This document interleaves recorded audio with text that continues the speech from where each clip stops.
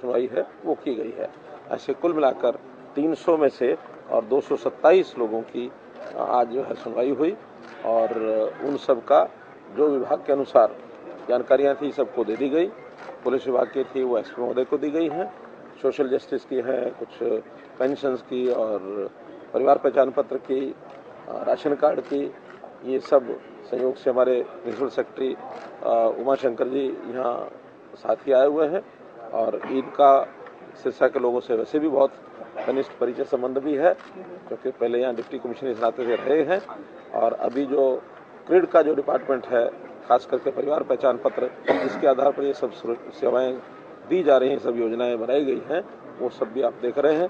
तो उनको भी सबको बता दिया गया है कि इसमें जो त्रुटियां हैं उसको ठीक कर दिया गया है और जो उनके डाटा था जिसमें उन्होंने डिक्लेयर कुछ लोगों ने गलत किया था, कुछ लोगों का कंप्यूटराइजेशन में जो गलती हुई थी सबको ठीक करके और उनको उसका सबका लाभ तुरंत मिल जाएगा।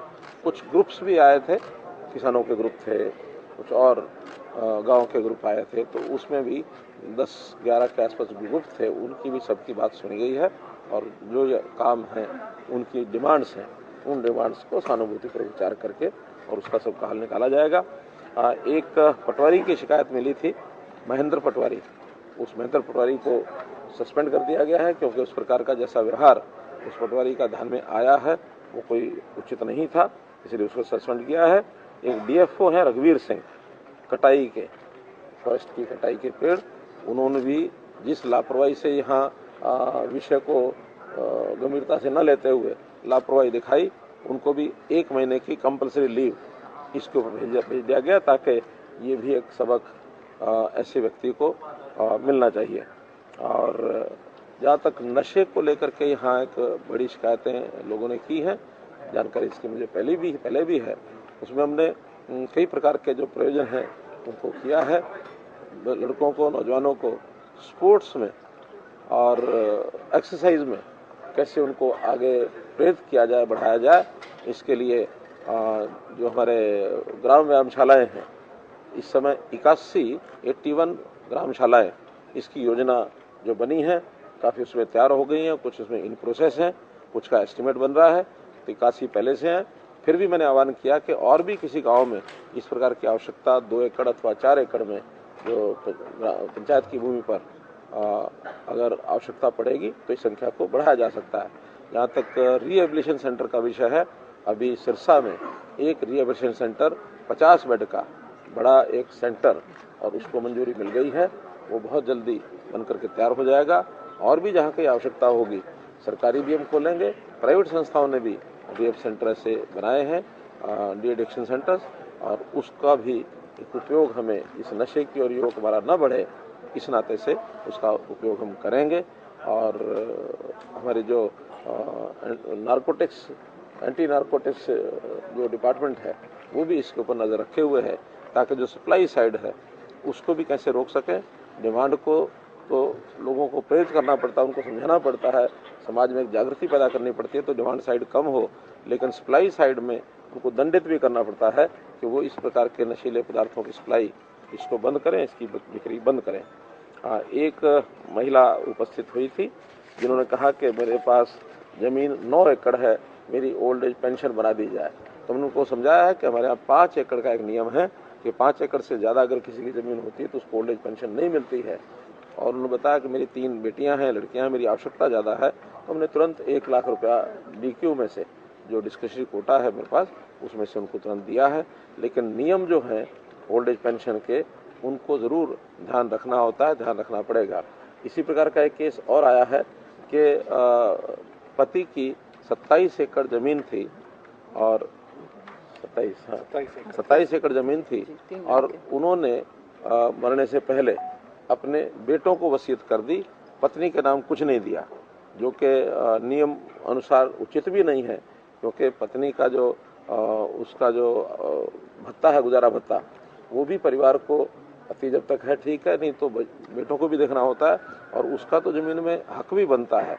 तो हमने उसका आदेश ही दिया क्योंकि विल है, विल को तो शायद कैंसिल नहीं भी किया जा सकता, कानूनी उसका प्रावधान देखेंगे, लेकिन तब तक उस 27 एकड़ में से एक हिस्सा 1/4 जो है 6.5 एकड़ और उसकी जो इनकम है, आमदन है, वो उस महिला को दिलाने के लिए हम जो भी प्रावधान होगा वो करेंगे, ताकि उस महिला को उसका गुजारा उस 6.5 एकड़ जमीन का जो आमदन है, आय है, उसमें से उसको मिलता रहे।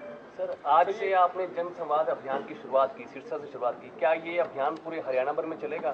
इससे पहले भी कवर कर लिया आपने? इससे पहले भी मैं रोहतक में, करनाल में 2 पहले कर चुका हूँ, आज ये तीसरा है। और लगातार इस प्रकार के, क्योंकि कोविड के दिनों में मेरा जाना आना बहुत कम हुआ, स्वाभाविक भी था, जिसके कारण से हम जनता को बुला भी नहीं सकते थे। और वो सारे काम जैसे जिलानुसार पहले भी मैंने लगभग 11 जिलों में सभाएं की थी, अब वो बाकी जगह पर सभाएं और साथ साथ ये जन सुनवाई, ये दोनों कार्यक्रम साथ साथ चले। लगभग 500 से अधिक जो हैं लोग प्रशासन के माध्यम से अपनी बात आप तक पहुंचाना चाह रहे थे, क्या अगली बार ऐसा कोई प्रयास किया जाएगा वो सारे लोग आप तक अपनी बात रख पाए? देखिए, हमने इसके कई प्रावधान किए हैं, जैसे सीएम विंडो उसमें से एक है।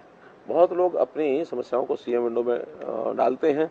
अब ऐसा तो नहीं कह सकता कि 100% लोग संतुष्ट होते हैं, बहुत से लोग संतुष्ट होते हैं, फिर भी अगर 10-20% उसमें रह जाते हैं, हम ध्यान करते हैं, उसके बाद भी उनकी समस्या को, जो उनकी जेन्युइन समस्या है, उसको हल करने की कोशिश की जाती है।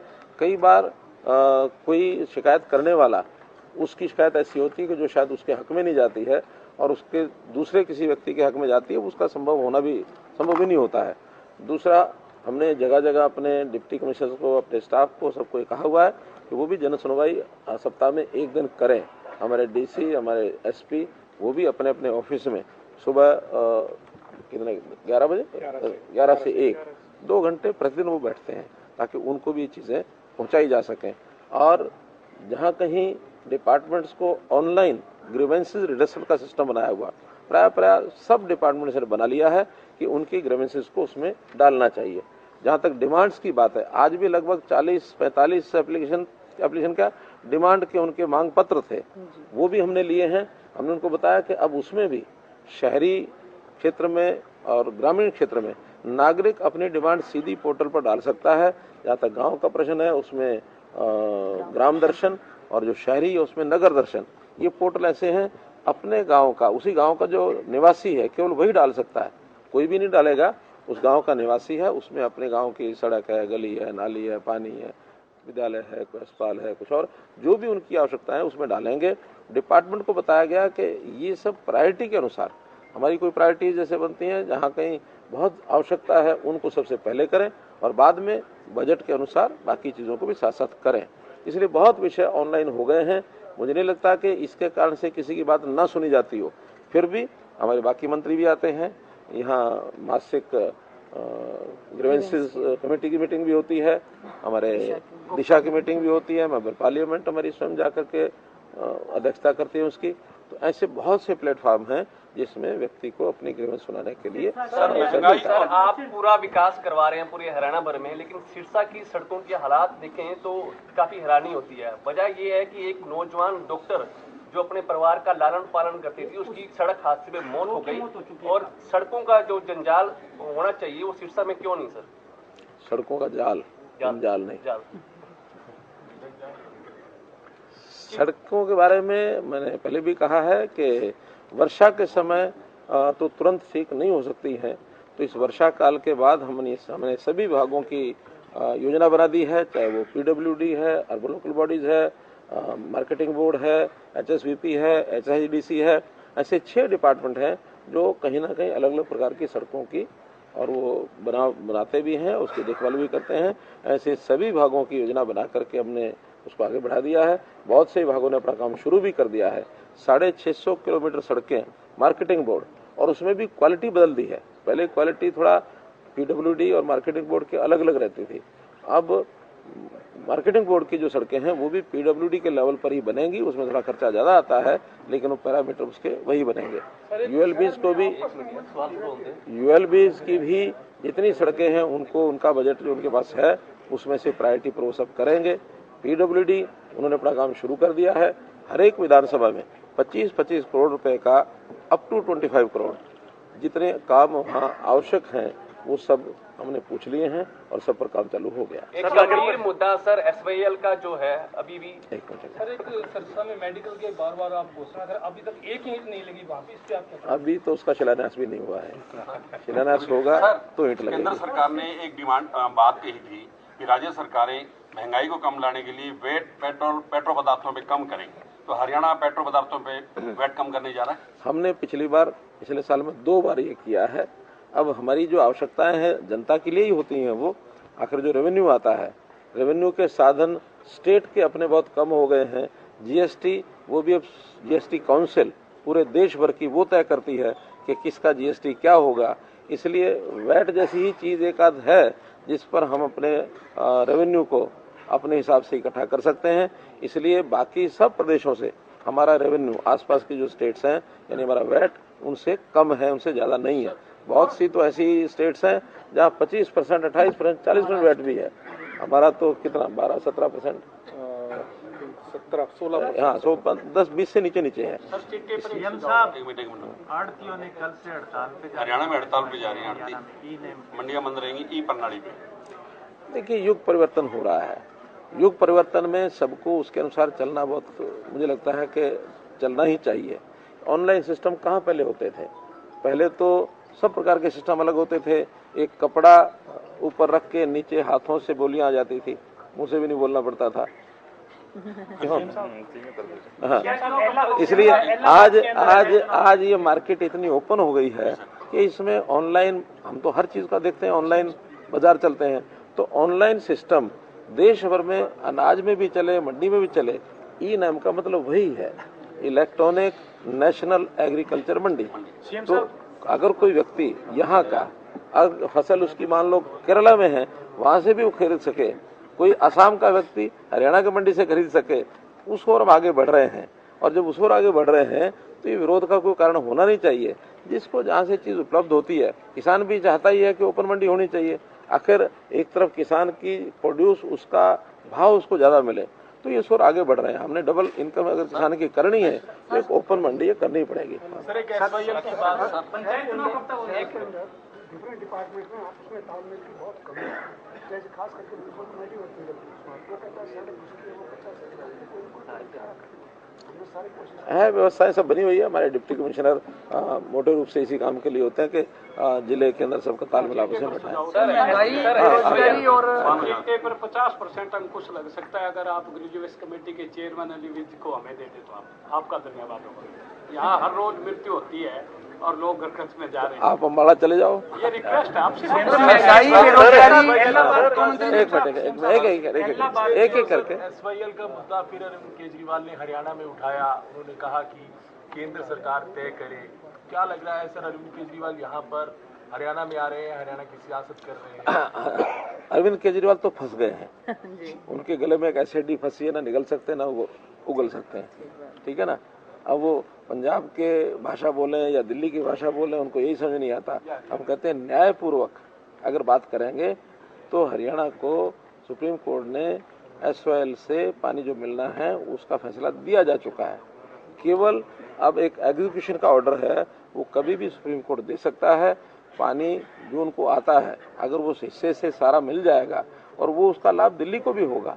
पंजाब अगर पानी छोड़ता है तो हरियाणा को ही नहीं, दिल्ली को भी उसका लाभ होने वाला है। वरना एक स्थिति ऐसी आएगी कि पंजाब में जितना पानी ज्यादा उपयोग करते हैं उनकी जमीन वो उपजाऊ नहीं रहेगी, और ये पाकिस्तान को जो पानी जा रहा है जिसमें वो खुशी मनाते हैं वो भी उनको नहीं मनानी पड़ेगी। तो इसलिए एसवाईएल का पानी हरियाणा में मिले। हाँ जी, पंजाब और हरियाणा की बैठक कब होगी? हमने पत्र लिख दिया है अपने केंद्रीय जो जल संसाधन मंत्री, उनको पत्र लिखा है। मुझे लगता है कि बहुत जल्दी वो दोनों को बुलाएंगे। पंचायत इधर चुनाव सर कब होंगे? अब 30 नवंबर तक भी राज्य चुनाव आयोग ने। देखिए, पंचायत चुनाव की प्रोसेस अपने को पता है कि उसमें आरक्षण का एक विषय, बैकवर्ड क्लास का जो एक हमने आरक्षण किया था और महिलाओं का जो 50% प्रतिनिधित्व दिया था, पहले तो हाई कोर्ट में कुछ निर्णय होना शेष था, वो हो गया। बाद में सुप्रीम कोर्ट में एक निर्णय के कारण से उन्होंने कहा कि यानी ट्रिपल टेस्ट के माध्यम से चुनाव कराया जाए। पहला उसमें था कि एक कमीशन बनाया जाना चाहिए, हमने कमीशन बना दिया। दूसरा उन्होंने कहा कि हर एक इकाई जो चुनाव वाली इकाई होती है उसकी आबादी का आंकलन करना चाहिए और उसके हिसाब से आरक्षण देना चाहिए। वो हमने उस कमीशन ने रिपोर्ट हमको दे दी है, रिपोर्ट स्वीकार कर ली है और उसके बाद ऑर्डिनेंस के बारे में हमने गवर्नर साहब को निवेदन किया, उन्होंने ऑर्डिनेंस जारी कर दिया है। अब वार्डबंदी और वार्डबंदी के बाद रिजर्वेशन, वो रिजर्वेशन का काम भी सारे आंकड़े इकट्ठे करके वो करना शुरू कर दिया। डीसी ने करना था ये, पहले तो ऊपर से निर्धारित हो, हमने निर्धारित दिया सीटें, फिर आरक्षण डिप्टी कमिश्नर ने करना है। क्या आ गया डिप्टी कमिश्नर के पास? अभी नहीं आया सर, ट्यूसडे तो को आना है। बस 2 दिन में वो आ जाएगा। इसके बाद एक 7 दिन का समय इनके पास होता है, इन्होंने आगे नोटिस देना होता है, वो नोटिस देंगे, रिजर्वेशन का फाइनल सीटें हो जाएंगी, कौन सी किसकी मिलेंगी। इतने प्रक्रिया के बाद फिर ये चुनाव आयोग के पास जाएगा और चुनाव आयोग का एक लगभग 30 दिन का 35 दिन का समय होता है जिसमें चुनाव कराते हैं। तो ये सब प्रक्रिया चूंकि पहले हमने 30 सितंबर तक कहा था, करना संभव नहीं था, इसलिए बाद में दशहरा दिवाली भी आ गया अगले महीने, तो उन दोनों को बातों को ध्यान में रखते हुए अब हमने परमिशन मांगी कि 30 नवंबर तक हमने कोर्ट को लिख के देना था, हम कोर्ट को लिख के दे रहे हैं कि 30 नवंबर तक चुनाव करवा देंगे। मुख्यमंत्री जी, आप आज अरोड़वंश सेवा की सदन बात का करें तो नगर परिषद का बुरा हाल है, अधिकारी सुनने को तैयार नहीं है, सड़कें टूटी पड़ी हैं, वो आपको पता लग गया सीवर लाइन के कारण, उसकी रिपेयर नहीं हुई। सरकार का एक आदेश था 2013 में कि सारे डिपार्टमेंट में आपस में बातचीत करके समन्वय करके कोई भी काम करेंगे। हिसार रोड की बात करें तो सीवर लाइन डल गई, उससे पहले 8 करोड़ लागत से वो सड़क बनी थी, समन्वय न होने के कारण 8 करोड़ बर्बाद हो गया। पार्कों का बुरा हाल है, स्ट्रीट लाइट का बुरा हाल है, डस्टबिन घोटाला हुआ है, अधिकारी को सुनने को तैयार नहीं है।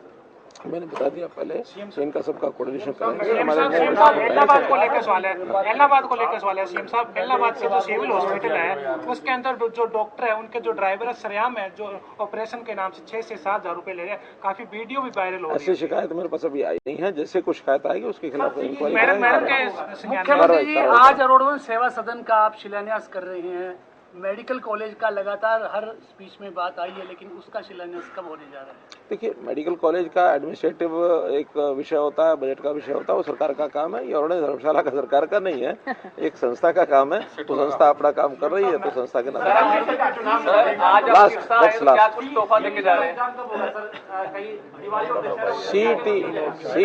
सीटी की डेट्स तय हो गई हैं, नवंबर 3 और 4 ये उसकी डेट्स जो है तय हुई हैं। और बस इतना ही है कि हमको चुनाव को थोड़ा सा उससे बचाना है कि चुनाव की तिथियां, मुझे लगता है उसके बाद ही कोई ना कोई तिथि आएगी, उस बीच में सीटी का एग्जाम हो जाएंगे और फिर ग्रुप सी का पोस्ट के हिसाब से एक सेकंड टेस्ट होगा। ग्रुप डी, ये डी का तो नहीं है ना, सी का है। डी, इसके बाद फिर डी का भी सीएटी होगा और ग्रुप सी की सेकंड टेस्ट उसके बाद शुरू हो जाएंगे। और मुझे लगता है अगले 2-3